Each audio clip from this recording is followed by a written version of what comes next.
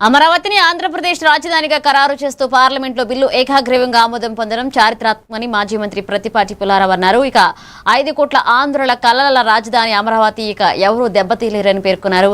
CM Chandrababu నాయకత్వంలో అమరావతి అభివృద్ధి చెందుతూ భవిష్యత్ తరాలకు ఉద్యోగాలు, ఆదాయం అందిస్తుందని చెప్పారు. ఇక వైఎస్ఆర్సీపీ అమరావతిపై విష ప్రచారం చేస్తుందన్నారు. రైతులకు మద్దతు ధర ఇచ్చి ఆదుకున్నది కూటమి ప్రభుత్వమే అన్నారు.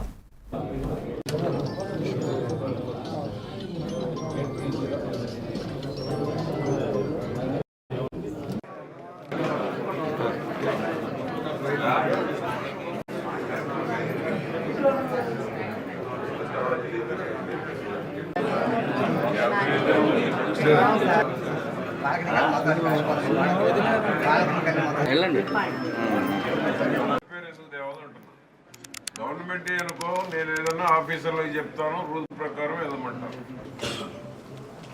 నిన్న మొన్న 2 రోజులు లోక్సభలో రాజ్యసభలో పూర్తిగా ఆమోదం పొంది రాజ్యసభలో కానీ లోక్సభలో కానీ ఉన్నటువంటి 11-12 పార్టీలు పూర్తి మద్దతు ఇచ్చి అమరావతి ఆంధ్రప్రదేశ్ రాజధాని ఏకగ్రీవ తీర్మానం చేసి రాష్ట్రపతి ఆమోదానికి పంపడం జరుగుతూ ఉంది.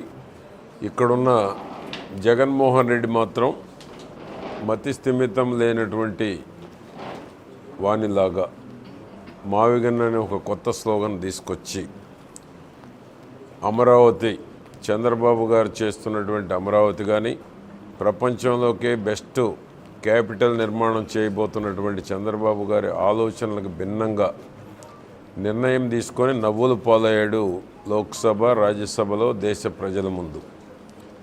అందుకనే చంద్రబాబు గారి పట్టుదలతోటి మోడీ గారి సహకారంతో చంద్రబాబు పార్వతీపురం మన్యం జిల్లా